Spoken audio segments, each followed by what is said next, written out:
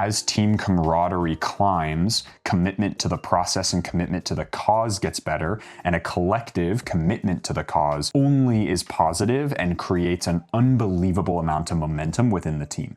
I'll give you an example of this. Early on in the Flower City season in 2023, so 2022, we had just come off of single-digit points. We were dead last. We should have gotten relegated. Move on to 2023, I get signed again, and at the very beginning, there was definitely a little bit of camaraderie here and there, but it was very cagey. There were a lot of players fighting for positions.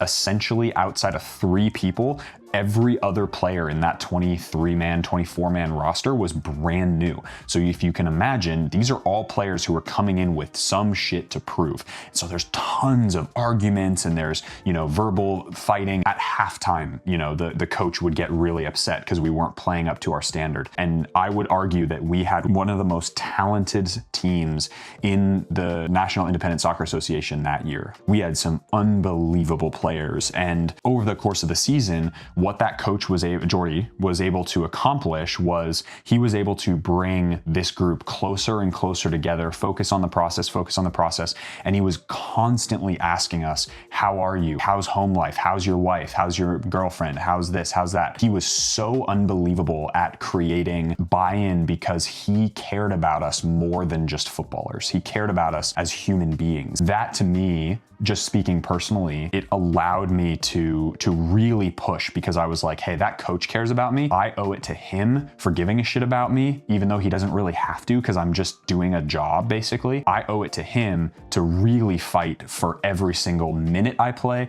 I owe it to fight for the guy who's trying to take my spot so I make him better. And then when I get on the field, I'm fighting for him as well and the whole team in order to help us succeed so that he looks good, etc., etc. As the season went on, even though we ended up in 6th place, we ended up barely making the playoff spot, like a wild card playoff spot.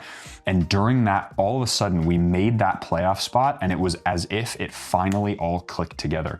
And you could watch it. Every single player, whether they were a bench player, whether they were a starting player, whether they were starting all season and then all of a sudden got benched because the coach had a different plan in mind. It was like this hive mind almost. It was absolutely insane to be a part of. And if you ask any player on that team, they'll also say that this was such a unique situation to be in. It was like, here's my needs, here's the team needs. I'm gonna fight for myself and for my position, and I'm angry at any time I don't get playing time.